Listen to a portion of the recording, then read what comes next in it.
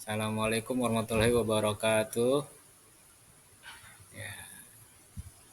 Gimana kabarnya anak-anak? Semoga hari ini kabarnya baik-baik semuanya.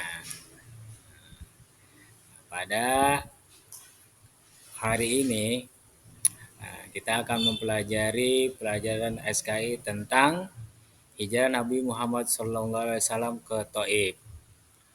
Sebelum memasuki pelajaran, terlebih dahulu Bapak akan mempresentasi atau melihat daftar kehadiran kamu sekalian. Bapak harap kamu banyak yang hadir. Kalau ada anak yang nggak hadir, Bapak harap bisa mengikuti pelajaran yang akan datang. Bagi anak yang sakit, semoga disembuhkan. Amin, amin, ya robbal alamin.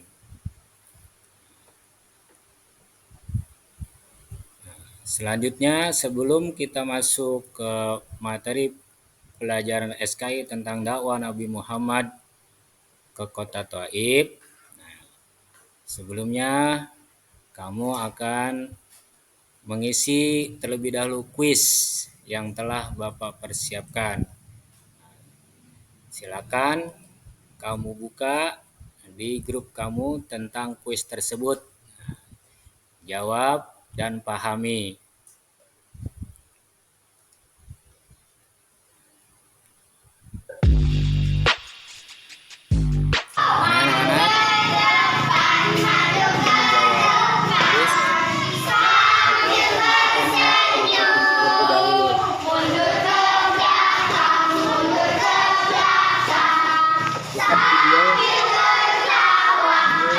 Ikuti gerakannya ya, agar kamu lebih semangat.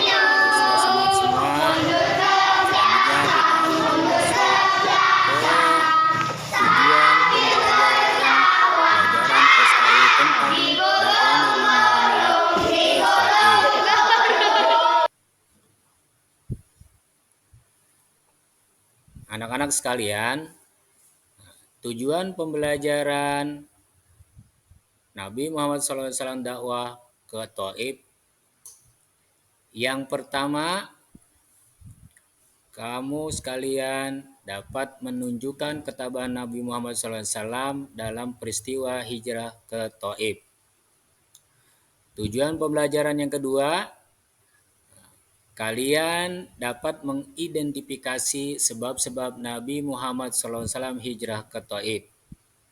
Yang ketiga, kalian dapat mengetahui peristiwa hijrah Nabi Muhammad SAW ke Taif.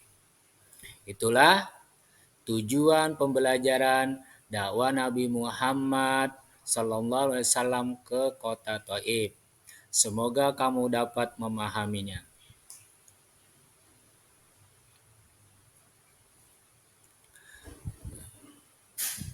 Berikutnya, kita akan melihat peta konsep tentang materi dakwah Nabi Muhammad SAW ke Taif.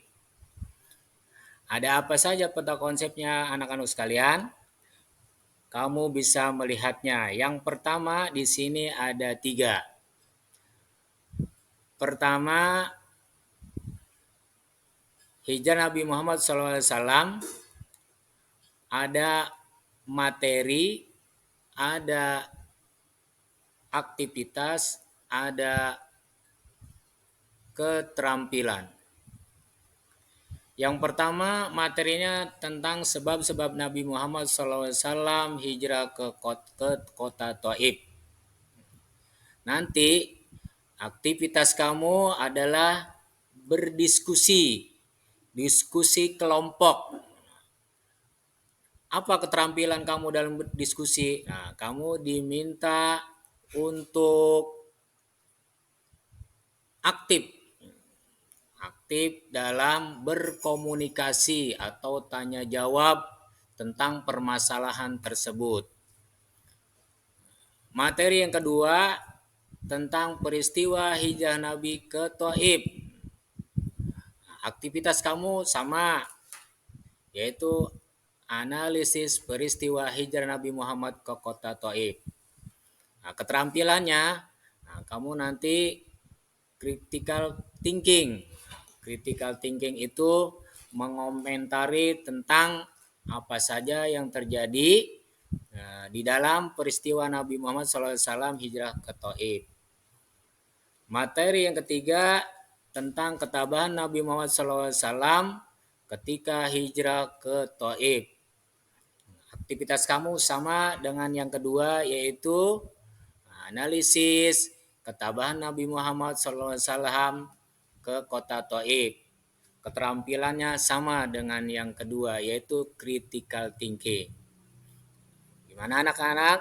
Sudah dapat memahami peta konsep tentang dakwah Nabi Muhammad SAW ke kota Thaif.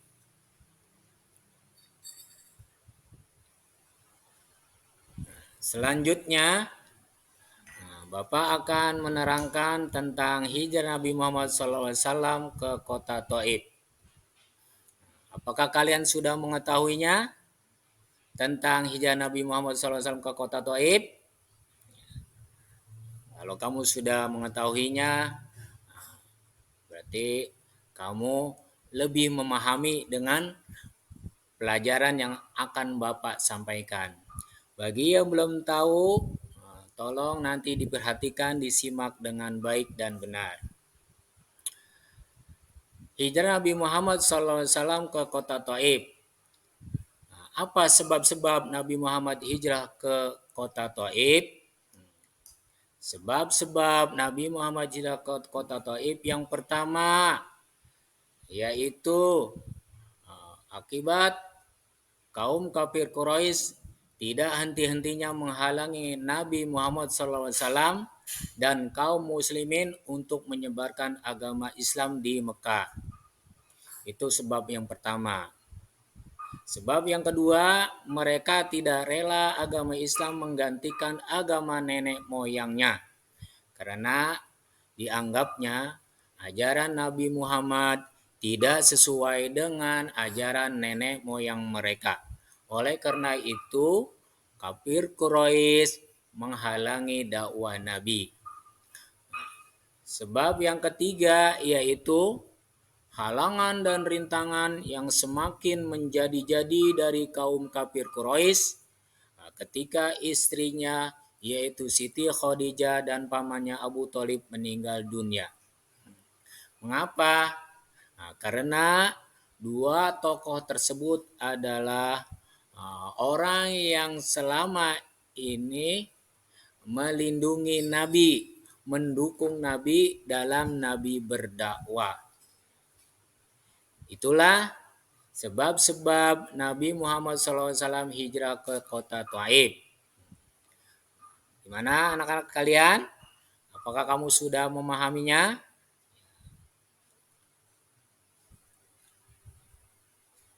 Selanjutnya,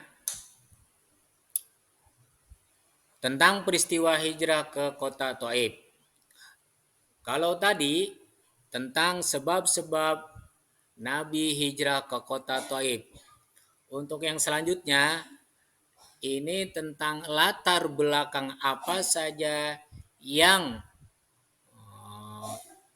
melatar belakangi peristiwa hijrah Nabi Muhammad ke kota Thaif. Apa yang kamu lihat, anak-anak, dari gambar tersebut? Di situ ada apa saja? Ya, ada gambar Ka'bah, ada gambar onta.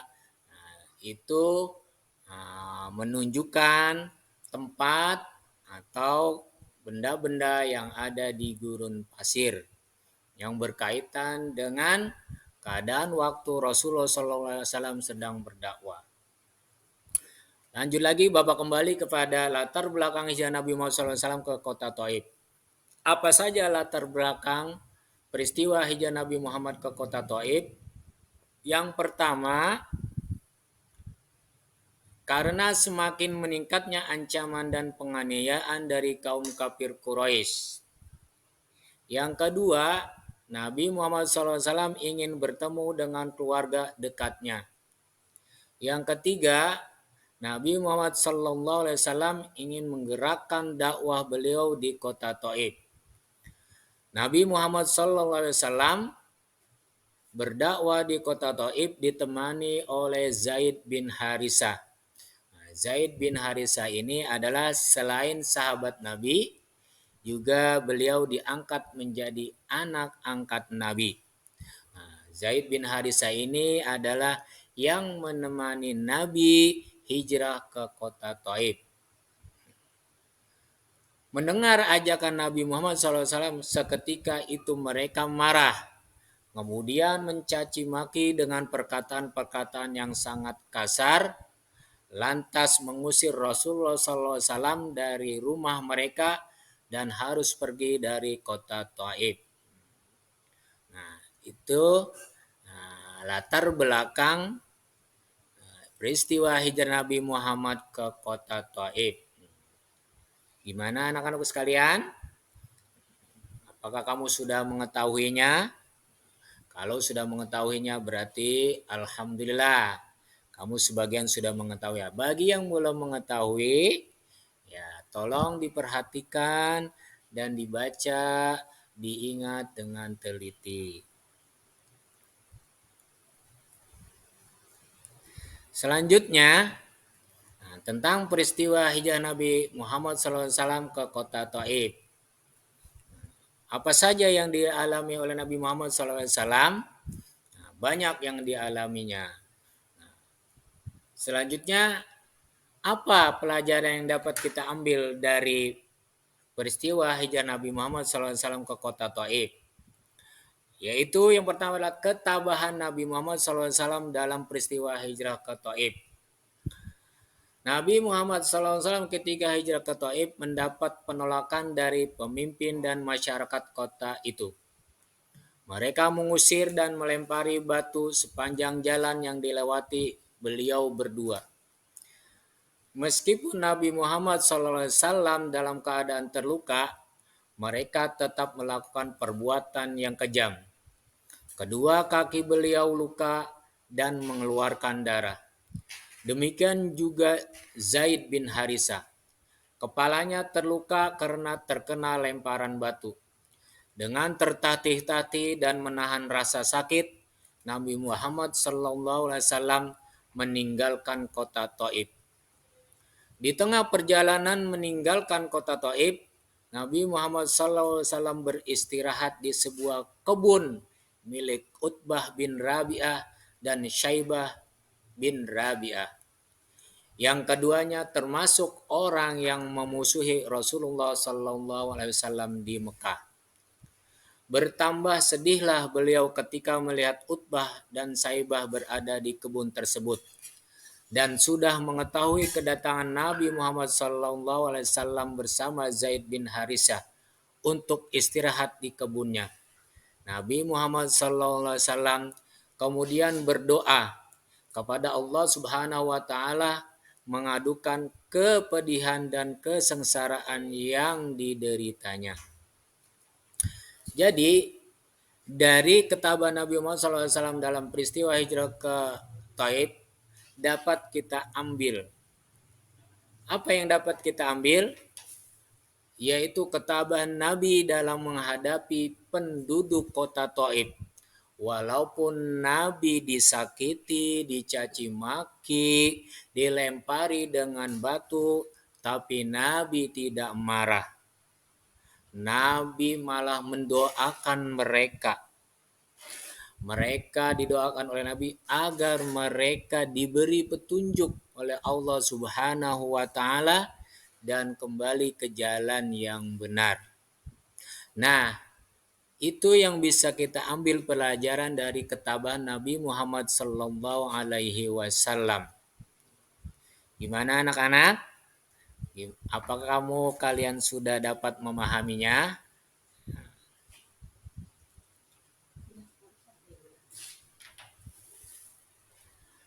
Selanjutnya, dari pelajaran atau materi Nabi hijrah ke Taif, ada hikmah yang dapat kita ambil dari pelajaran tersebut.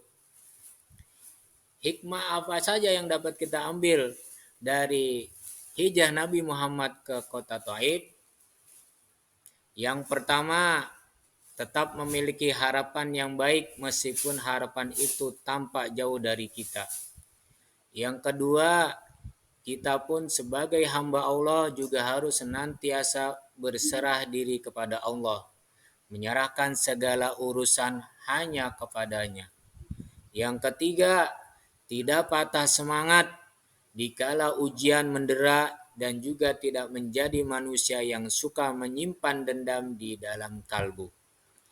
Itulah hikmah yang dapat kita ambil dari pelajaran hikmah Nabi Muhammad SAW ke hijrah ke kota Taif. Ini hikmah yang dapat kita ambil, yang dapat kita terapkan dalam kehidupan sehari-hari. Terlebih-lebih kalian sebagai pelajar ya harus tahan terhadap ujian. Ujian apa saja? Di antaranya ujian dalam menghadapi tes, ujian dalam menghadapi ujian akhir, itu harus memiliki ketabahan, kesabaran ya. Jangan terlalu terburu-buru. Nah, nanti di dalam menghadapi soal terlalu terburu-buru, nanti soalnya kurang baik atau kurang bagus. Nah, itu salah satu hikmah yang dapat kita ambil, yang kita dapat terapkan dalam kehidupan sehari-hari.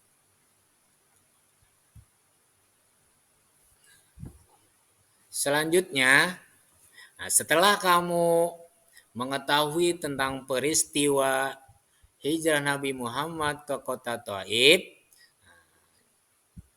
di sini Bapak akan memberikan pertanyaan atau tes sejauh mana kamu dalam memahami pelajaran tentang hijrah Nabi ke kota Taif. Silakan kamu jawab ya. Bapak bertanya. Yang pertama, apa yang menyebabkan Nabi Muhammad SAW hijrah ke Taif? Nah, pasti kamu sudah ada bayangannya kan? Ya. Yang kedua, siapa yang menemani hijrah Nabi Muhammad SAW ke kota Taif? Ya, tadi sudah Bapak jelaskan ya. Siapa dia? Yang ketiga, bagaimana tanggapan penduduk Taif terhadap ajakan Nabi Muhammad SAW? Ya, bagaimana tanggapannya? Apakah penduduk Taif itu menerima atau menolak Nabi Muhammad? Tadi sudah Bapak jelaskan. Yang keempat, apa yang dilakukan Nabi Muhammad SAW setelah diusir oleh penduduk Taif? Ya, tadi sudah Bapak jelaskan di awal. Ya, kalau kamu memperhatikan dengan teliti, kamu bisa menjawab pertanyaan yang Bapak ajukan. Mudah-mudahan kamu dapat menjawabnya. Nah, setelah kamu menjawab pertanyaan yang telah Bapak berikan, selanjutnya ada tugas. Ada tugas yang Bapak berikan untuk pertemuan selanjutnya atau minggu depan. Tolong diperhatikan ya anak-anak. Tugasnya apa saja? Nah, yang pertama, buatlah bahan presentasi digital. Dalam bentuk apa? Ya, boleh dalam bentuk PowerPoint, Canva, dan infografik.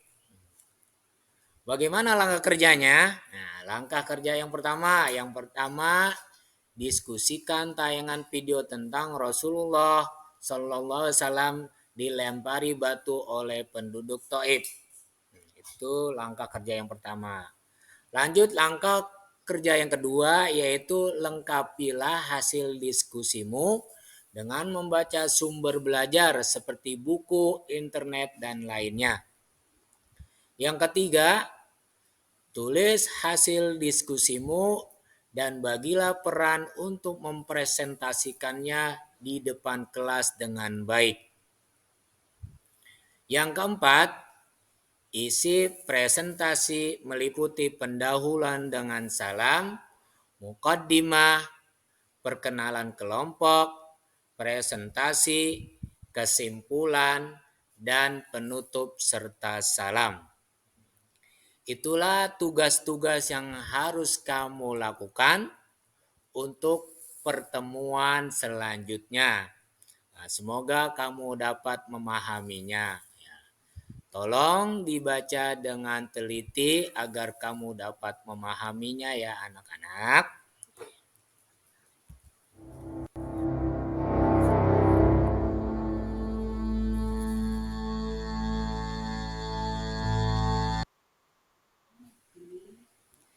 Nah, baiklah. Nah, tadi 10 menit video dapat kamu lihat untuk bahan tugas kamu. Nah, nanti kalau kamu sudah mengerjakan tugas tersebut, ada penilaiannya. Nah, di sini akan Bapak jelaskan kriteria penilaian apa saja. Yang pertama, kriteria penilaian saat diskusi. 1. Nilainya 91 sampai 100.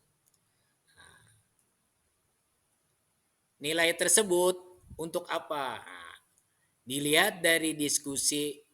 Apabila semua siswa aktif berdiskusi dalam kelompok saat menyelesaikan tugas. Nah, ini kalau diskusi kamu semuanya siswa aktif berdiskusi, ya insya Allah nanti nilainya akan bagus seperti kriteria yang pertama.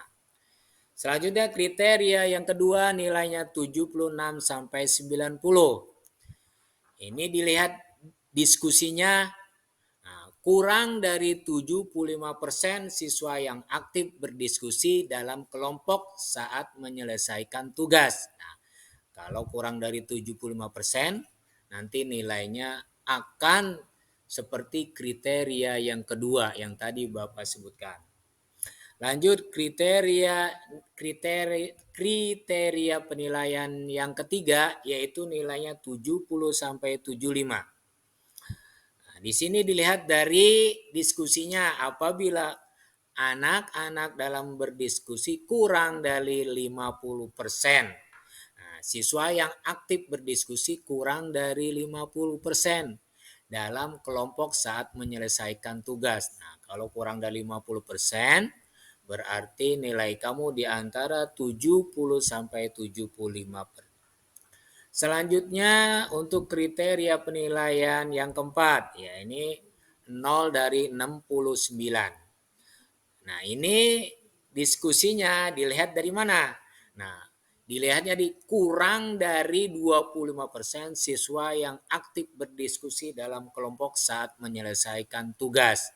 Nah, ini keaktifannya kurang dari 20%. Ya, Bapak harap jangan sampai seperti ini. Kalau bisa, kamu semuanya ikut aktif berdiskusi dalam kelompok agar nilai yang kamu dapat bagus.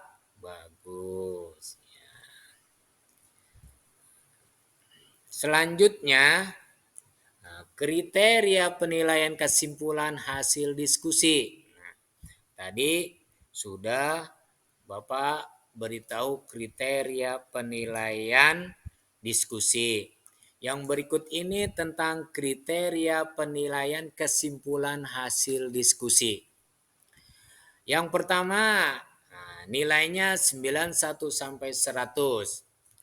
Ini penilaian kesimpulan diskusinya apa? Nah, kesimpulan hasil diskusi memuat hijrah Nabi Muhammad SAW ke Thaif dengan lengkap dan baik.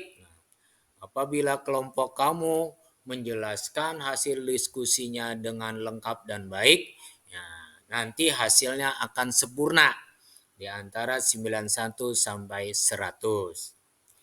Untuk penilaian kedua, nilainya 76 sampai 90. Nah, ini kriterianya bagaimana? Nah, kesimpulan hasil diskusi semua hijrah, mulai dari hijrah Nabi Muhammad SAW ke Taif dengan baik namun kurang lengkap. Jadi kesimpulan hasil diskusinya baik tapi kurang lengkap. Nah, kalau bisa sih baik dan lengkap.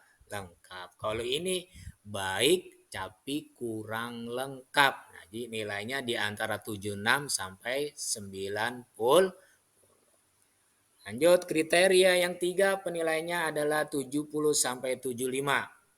Ini penilaiannya dari mana? Nah, dari kesimpulan hasil diskusi kelompok kamu kurang baik namun lengkap. Nah, ini nanti apabila diskusinya kurang baik namun lengkap, ya hasilnya nanti di kriteria yang ketiga yaitu 70 sampai 75. Yang terakhir kriteria penilaiannya adalah 0 sampai 69. Bagaimana hasil diskusi kamu dilihatnya? Yaitu kesimpulan hasil diskusi kamu tentang hijrah Nabi Muhammad SAW kurang baik namun tidak lengkap. Ya, makanya harus diperhatikan. Kalau nilainya ingin bagus, maka kesimpulan hasil diskusi kamu sekalian harus lengkap dan baik. Ya, demikianlah anak-anak tentang penjelasan kriteria penilaian kesimpulan hasil diskusi. Nah, selanjutnya Bapak akan menjelaskan tentang kriteria penilaian saat presentasi. Nanti hasil diskusi kamu, hasil kesimpulan kamu dalam materi dakwah Nabi Muhammad ke kota Taif nanti akan kamu presentasikan di depan kelas bersama teman-teman kamu. Nanti kamu dapat penilaian. Bagaimana penilaiannya? Nah, ini akan Bapak jelaskan kriteria penilaian saat presentasi. Yang pertama, nilainya 91 sampai 100. Kriteria penilaian saat presentasinya sebagai berikut. Nah, pembagian peran saat presentasi dan memberikan perhatian kepada kelompok yang lain saat presentasi dengan baik. Jadi kelompok kamu saat mempresentasikan tentang dakwah Nabi ke Taif itu dengan baik. Nah, nanti hasilnya akan baik pula. Kriteria penilaian kedua yaitu nilainya 76 sampai 90. Ini dilihatnya dari mana? Nah, ketika pembagian peran saat presentasi kurang baik, namun memberikan perhatian kepada kelompok yang lain saat presentasi dengan baik. Jadi, pemberian peran saat presentasi kamu kelompoknya kurang baik. Namun, memberikan perhatian kepada kelompok yang lain saat presentasi kamu presentasinya dengan baik. Nah, itu nilainya nanti termasuk kriteria yang kedua. Selanjutnya penilaian kriteria yang 3 nilainya 70 sampai 75. Nah, ini dilihat dari mana?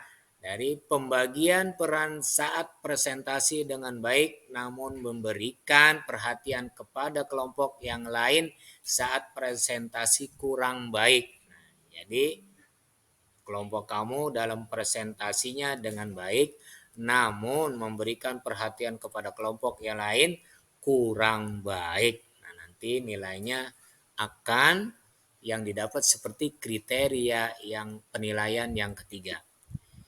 Yang terakhir tentang kriteria penilaian saat prestasi yang keempat yaitu nilainya 0 sampai 69. Nah, ini dilihatnya dari mana? Ya, dari pembagian peran saat presentasi dan memberikan perhatian kepada kelompok yang lain saat presentasi juga kurang baik. Nah, nanti dilihatnya dari apabila kelompok kamu dalam mempresentasikan tugas kamu kepada kelompok yang lain, nah ini kurang baik. Ya, kalau kurang baik ya nanti nilainya seperti kriteria yang keempat. Di mana anak-anak dapat dipahami tentang kriteria penilaian saat presentasi kamu nanti.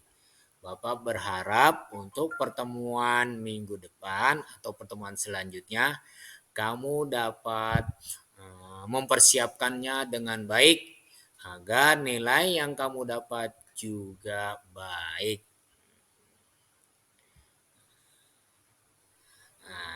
Demikian anak-anakku sekalian tentang materi pelajaran SKI tentang dakwah Nabi Muhammad Sallallahu Alaihi Wasallam ke kota Taif. Bapak berharap kamu dapat mengerti dan memahaminya. Akhirnya, Bapak ucapkan Assalamualaikum warahmatullahi wabarakatuh.